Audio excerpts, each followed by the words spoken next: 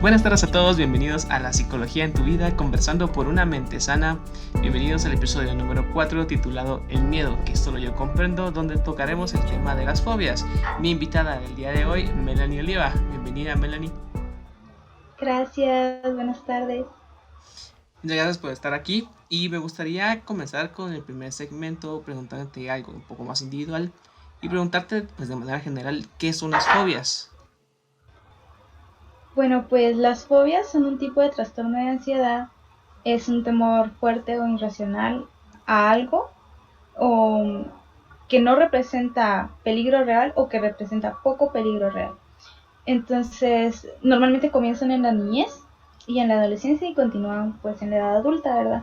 Es muy raro que una fobia comience en la edad adulta, a menos que nos hayamos expuesto a un detonante para esta. No se comprende muy bien todavía como las causas de estas, pero sí se sabe que pueden ser hereditarias. Y pues las personas con fobias intentan evitar lo máximo posible aquello que les provoca miedo. Si eso no es posible, pues los síntomas más comunes son pues entrar en pánico, tener mucho miedo, taquicardia, falta de aire, temblores o un fuerte deseo de huida. ¿Y estas fobias por qué se producen? Pues como te estaba diciendo, la verdad es que es difícil identificar por qué se dan las fobias. A menudo las fobias simples se remontan a un acontecimiento o trauma particular, o en algunos casos se aprenden de figuras influyentes como los padres o hermanos o pues amigos tal vez muy cercanos de la familia, ¿verdad? Se cree que la genética también juega un papel importante en los trastornos de ansiedad. Entonces algunas personas pueden nacer con la predisposición a desarrollar una fobia. Bien, y así como lo comentabas, hay distintos tipos de este tipo de fobias. Uh-huh. ¿Qué tipos de fobias existen? Pues lo más seguro es clasificarlas en dos tipos de fobia. Ujú. Las fobias simples o específicas y las fobias complejas. Las fobias simples son, pues valga la redundancia, mucho más específicas, ¿no? Normalmente entre ellas incluyen las fobias animales, las fobias a las alturas, los gérmenes, a la sangre, o las fobias situacionales, que son como volar, visitar hospitales, pánico escénico, que creo que es como de las más comunes, ¿no? Ujú. Y las fobias complejas son las que se desarrollan en la edad adulta y conllevan miedo intenso y ansiedad. Las otras también serían como las fobias complejas, que normalmente se desarrollan en la edad adulta y conllevan miedo intenso y ansiedad provocado por una situación particular. Las más comunes son como la agorafobia y la fobia social.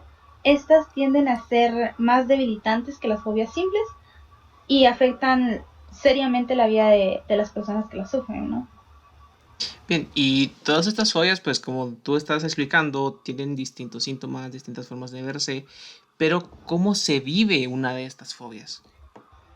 Cada persona lo vive de una forma bastante particular porque, pues, puedes decir a ti te dan miedo las arañas, ¿no? Pero no a todos le dan miedo de la misma forma o por las mismas causas.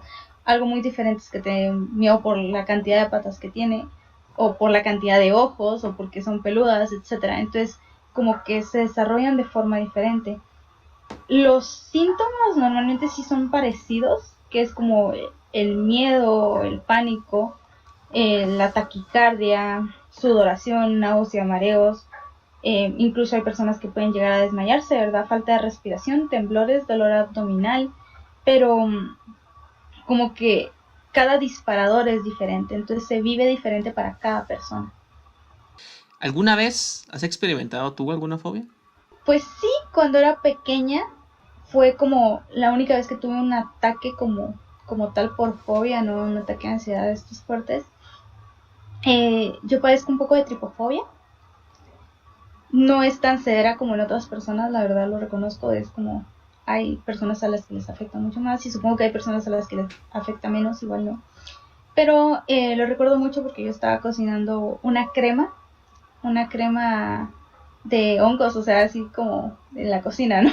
Ajá. Y mi mamá me dijo que la cambiara de olla porque esa olla no servía para hacer eso porque pegaba, ¿no? Y cuando yo voy cambiando la crema de olla, abajo se le había hecho como un tipo panel, como este parecido al de las abejas, y Ujú. que tenía como en medio puntos porque se había quemado todo. Y sufrí muchísimo, me recuerdo que fue horrible, o sea, fue horrible, empecé a entrar en pánico, no podía como despegarlo, yo lo quería dejar de ver inmediatamente, pero no solté la olla, o sea, como que la agarré más fuerte y le empecé a como apuñalar con la paleta. Inclusive recuerdo que agarré un cuchillo y lo empujé hacia la olla. Obviamente fue muy peligroso, ¿no? Mi mamá me detuvo, me tranquilizó, etcétera. Pero sí lo recuerdo como uno de los peores sentimientos de mi vida porque me ponía altamente nerviosa y luego, o sea, todavía hoy en día recordarlo me pone los pelos de punta. O sea, es una situación en la que pierdes el control. De hecho, eso es una de las cosas que muchas de las personas que se han sufrido de tripofobia tienen. Es un síntoma muy común, la piel de gallina que le dicen. La piloerección, sí. Ajá, eso. Y pues para la siguiente pregunta es exactamente esto. ¿Cuándo podemos delimitar si tenemos alguna fobia? Nadie se plantea porque por ejemplo, yo cuando lo sufrí, yo no sabía que tenía tripofobia, es más, no aprendí el nombre hasta muchísimos años después porque claramente no busqué por voluntad qué era lo que había pasado. Y creo que empezamos a ver que es una fobia en el momento que ya no estamos dispuestos a exponernos a algo desagradable o que nos hace sentir mal y vamos a empezar a evitar estas situaciones. O sea, en lo personal creo que no me gustan como algo con muchos puntitos, etcétera, porque en mi mente, o sea, la causa de mi tripofobia es de que yo veo como que se mueven, ¿no? O sea, como que esa masa esté viva o algo así. Entonces, para mí, eso es la verdadera razón de la fobia, ¿no? No que tengan formas simétricas parecidas, sino que estén tantos tan juntos y pues para mí empiezan a cobrar vida de una manera terrorífica. Entonces, cuando estás, por ejemplo, a mí se me planteó la situación una vez de ir a una de estas granjas de abejas y creo que hubiera sido una experiencia súper bonita, ¿no? Porque habían abejas, miel, flores, lugares donde las cuidaban, etcétera. Sí. Pero pues el simple hecho de que hubiera panales evitaba por completo que yo estuviera dispuesta a vivir esta experiencia. No importaba que no los estuviera viendo todo el tiempo, que nadie me estuviera empujando a observarlos, ¿no? O sea, su simple presencia iba a ser un detonante para mi cerebro de este tipo de pánico, de este tipo de miedo. Entonces, simplemente no fui, lo evité. Y entonces cuando evitas esto, empiezas a evitar situaciones, pues te puedes dar cuenta de que no es algo tan común. No es que uno evite, por ejemplo, qué sé yo, eh, tal vez no quieras comerte algo que te sirvió tu mamá, pero no estás evitando activamente comer por no encontrártelo en la comida, ¿no? Entonces, si esto sucede, pues ya empieza a ser un claro ejemplo de qué es una fobia.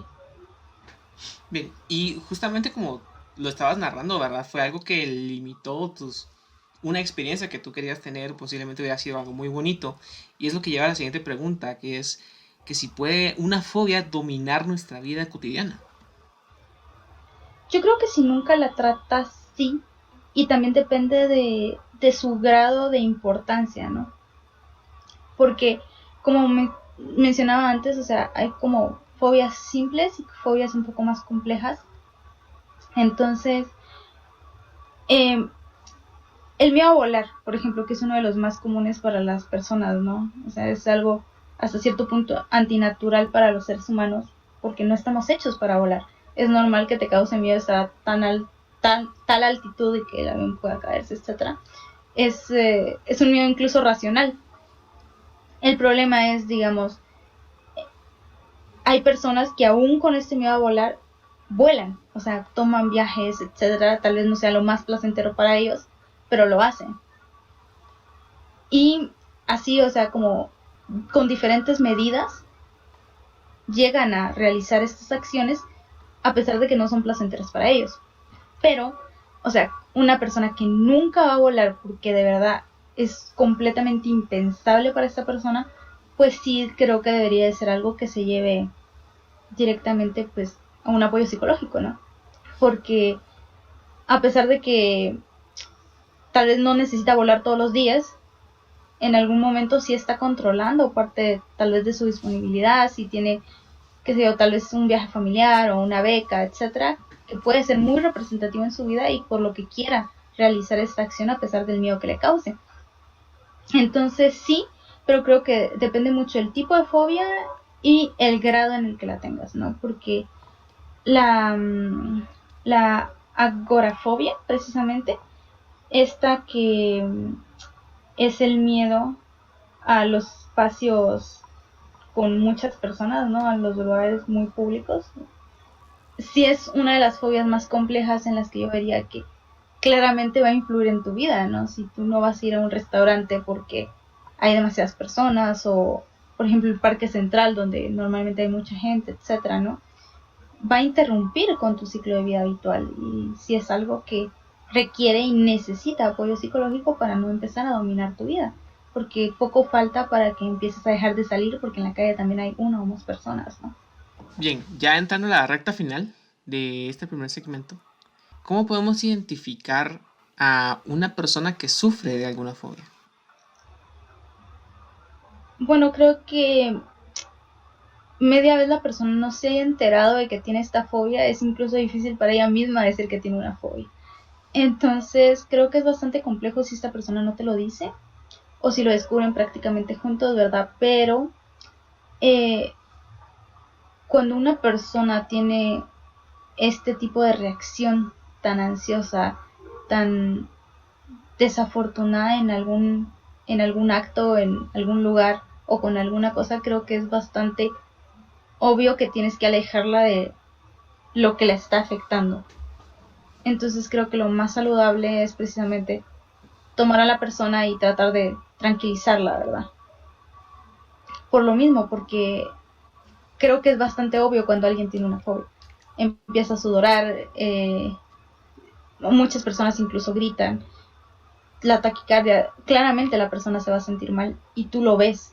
Bien, ya para entrar a nuestro segundo segmento, entrando pues a nuestro nivel social, me gustaría preguntarte que si todos sufrimos de alguna fobia. Recuerda que las fobias de verdad son miedos irracionales o que son dirigidos a algo que puede hacerte o poco daño o ninguno, ¿verdad? Entonces, creo que no toda la población es vulnerable hasta ese aspecto. Pero tal vez sí gran parte de la población sienta malestares más ligeros que no pueden equipararse con una fobia, pero que sí pueden ser pues síntomas de ansiedad de algún tipo. Y ahora para preguntar un poco más general, ¿cómo ve la sociedad a la gente que sufre de una fobia? Pues creo que si alguien ve un ataque de pánico como tal dirigido por fobias o etcétera, pues la ven como una persona enferma. Porque claro, parece estar enferma en ese momento, ¿no? Que ha sido expuesta a algo que crea una angustia irracional en esta persona. Y creo que es algo que no debería de verse así, porque es un estigma, ¿no? Es un estigma social para alguien en el que no comprendemos bien siquiera las razones por las que existen las fobias o la forma en la que se dan y se crean, etcétera, ¿verdad? Sí sabemos que pueden ser condicionadas, etcétera, pero no, no sabemos exactamente por qué se dan de una manera natural. Entonces, creo que socialmente tenemos que naturalizar también no exponer a las personas a situaciones en las que se sientan altamente vulnerables, sino apoyar mucho lo que es la psicología, ¿no? El apoyo psicológico entre estas personas, porque si bien en muchos casos no va a ser algo determinante en su vida, en otros sí puede que empiece a ser un verdadero problema, ¿verdad? Y no por ir al psicólogo estás loco, ¿no? O sea, que sea un miedo irracional no quiere decir que sea algo por lo que tú no debes prestarle atención. Es más, todo lo contrario, ¿no? O sea, si hay algo que con lo que me siento mal y que puede ser solucionado, al menos controlado, dentro de un esquema psicológico un poco más médico quizás, como lo vemos muchas veces, pues sí es posible, ¿no? No, si tú vas al dentista porque te quebraste un diente y si tú vas al médico porque te duele el estómago, es exactamente lo que deberías de hacer si tienes una fobia y puedes ir al psicólogo, ¿no? Sí, préstale la atención necesaria. Exacto. Bien, voy a tomar una parte de lo que dijiste que es muy importante, que es la comprensión. ¿Crees que es posible comprender a las fobias de los demás? Pues depende de cómo lo veamos, ¿verdad? Porque si vas a decir comprender a nivel de como empatía social, comprender que no quiero exponer a esta persona de esta forma porque la hace sentir mal y comprendo su sentimiento, ¿no? Comprendo que no le estoy haciendo ningún bien y que pues solo un profesional debería de tratar este tipo de cosas, ¿verdad? Creo que sí, pero si entiendes el comprender por equiparar mi sensación con la de la otra persona que está teniendo una fobia, pues no. Como te explicaba, como cada persona vive las fobias de manera diferente, aunque sea la misma fobia. Entonces, si vamos a tratar de sentir cómo esta persona se siente, pues no es tu fobia, no es algo que puedas como experimentar contigo mismo, porque no es algo que esté en ti, en tu cerebro, no es lo que te está pasando. Entonces puedes tal vez tener cierta empatía hacia la persona, pero no comprender a todo el nivel de la expresión cómo se está sintiendo en ese momento. Que al final es algo muy personal. Claro, mucho. Bien, la siguiente pregunta es, ¿crees que se le da la importancia al tema de las fobias en la sociedad? ¿Que se le da una importancia? Creo que no. Creo que como te mencionaba, hay como fobias muy grandes y fobias muy pequeñas, ¿no? Al nivel de importancia, y lo digo entre comillas, importancia que le damos. Porque en nuestra sociedad es como súper común escuchar que una persona le tenga miedo a las cucarachas, a las ratas, a que se sube a la mesa, que entra, gritan, se suben, Sí. etcétera, a lugares extraños donde pueden incluso estar arriesgando su vida por estarse subiendo, ¿no? Con tal de alejarse de este tipo de animales. Y no lo veo como algo que la sociedad diga, uy, es un problema, llevémoslo a terapia, ¿no? O sea, ¿por qué este miedo? No, la verdad es que todo lo contrario, incluso en muchos casos se hace broma sobre ello. Y Es claro, cierto. como no es algo a lo que esté expuesta todo el tiempo la persona, pues también lo toma como algo, ay, ok, o sea, no me gustan los ratos, les tengo miedo y punto, ¿no? Pero socialmente siento que no le damos la importancia, que utilizamos la palabra como un estigma más que como una condición en la que una persona puede necesitar ayuda y que también la merece, ¿no? Merece sentirte tranquilo y seguro en tu propia mente. Eso es cierto, completamente. ¿Y cómo crees que podemos crear más conciencia acerca de estas fobias? Yo creo que es muy importante estos espacios de información porque no es un tipo de material que se busque activamente.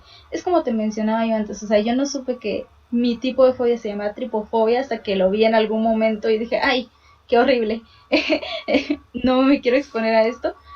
Y no sabía el nombre, es más, no me interesaba, podría decirlo, ¿no? En cambio, ahora que estoy como un poco más consciente del nivel de necesidad en el que estamos para estar en paz con nosotros mismos, pues sí es algo que sería un tema de interés, sí es porque a veces no, una persona no quiere exponerse a la altura, etcétera, ¿no? Entonces está bien tener espacios donde podamos no solo hablar de ello, sino que obtener información validada a nivel pues psicológico y médico, ¿no? Sobre estas circunstancias. Bien, y ahora entrando un poquito en un campo un poco más amplio, ¿crees que existan fobias que se puedan sentir de manera social? O sea, que lo sintamos como sociedad. Pues sí, no, como te mencionaba, pueden haber fobias que se desarrollan en la infancia que las adquirimos debido a la influencia de figuras de poder, ¿no? Padres, familia, en general, hermanos, tíos, etcétera, y amigos cercanos, ¿no? Que también las tengan, y pueden ser algunas incluso hereditarias, que nos hagan como más propensos a poder desarrollarlo. Y a esto vamos con que probablemente a una población que está siendo vulnerada de alguna forma, es como por ejemplo este miedo y pánico que siente una mujer al subirse al bus, ¿no? Porque puede ser atacada, violada, manoseada, etcétera. Es algo que escuchamos constantemente, que no lo calificamos como una fobia, pero es un miedo social, al fin de cuentas, y porque no solo pasa, por ejemplo, aquí conmigo en mi casa, por ejemplo, que me lo haya dicho mi abuela, mi mamá o alguien más, sino que lo vivo con mi amiga, con otra chica que no conozco, que va en el bus y prefiere sentarse a mi lado y no al lado de otra persona, ¿verdad? De un hombre que vaya atrás, por ejemplo. Y entonces es un miedo social que hemos desarrollado a causa de la inseguridad que se vive en los países. Entonces, si bien no lo hemos clasificado como una fobia como tal, claro que es un problema social que genera un miedo social. Antes en el primer segmento tocaste algo que era desde cuándo se generan las fobias, entonces me gustaría indagar un poco más en eso y que es a qué edad se puede desarrollar una fobia. Pues como te mencionaba, algunas pueden ser incluso heredadas genéticamente.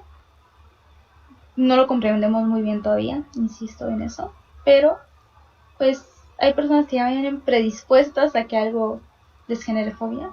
Y también en los primeros años de nuestra vida, ¿no? Cuando empezamos a tomar estas figuras de poder, el apego, etcétera, pues también imitamos conductas. Quiera que no, todo lo que aprendemos en nuestros primeros años es por imitación. Yo hablo, o sea, en los primeros meses de vida un bebé entiende todos los idiomas del mundo, ¿no?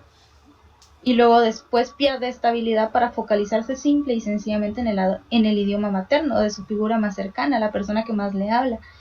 Y focalizas todos sus esfuerzos en tratar de aprender este idioma, en tratar de ser comprensible para esta persona. Aprendemos a hablar por imitación. Si estamos rodeados de personas que no hablan, pues nunca vamos a desarrollar el habla, aunque no tengamos problemas para ello. Sonreímos por imitación, etcétera. Entonces creo que tanto puede ser desarrollada desde la tierna infancia, ¿no? O de forma genética, como cuando, como explicaba antes, una situación ha empujado ya a la persona en la edad adulta a vivir una sensación tan desagradable que crea un miedo, que crea una fobia. Y es por eso que son más complejas, ¿no? Porque ya tienen muchos más disparadores. Ya estar en un lugar público, tal vez al principio era solo las multitudes, pero luego empieza a ser el centro comercial y luego empieza a ser la tienda donde hay 3 personas, etcétera, ¿no? Va escalando. Y entonces, por lo mismo son más complejas, porque al principio tal vez no parecía algo a lo que prestarle atención y luego empezó a controlar mi vida. Entonces viene la que sería pues la pregunta mágica y la pregunta que muchos se hacen es si se puede superar una fobia.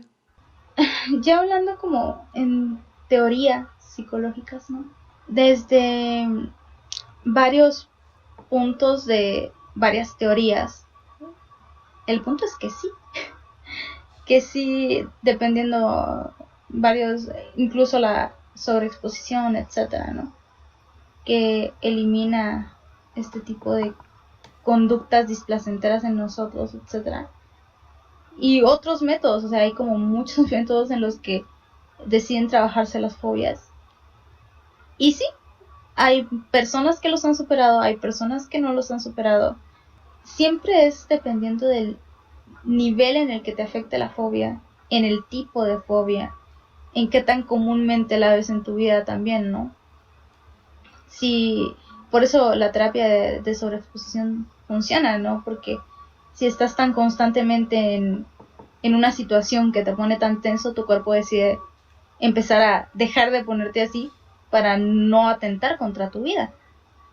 Cuando ve que no es un peligro real, empieza a bajar este nivel de estrés para mantenerte cuerdo y mantenerte con vida, que al fin de cuentas es lo que le importa al cerebro, ¿no? Que sigamos existiendo. Entonces, sí, hay muchas personas que lo han superado, hay personas que no, hay personas que nunca llegan a un tratamiento y pues tampoco es un poco en su vida, ¿verdad?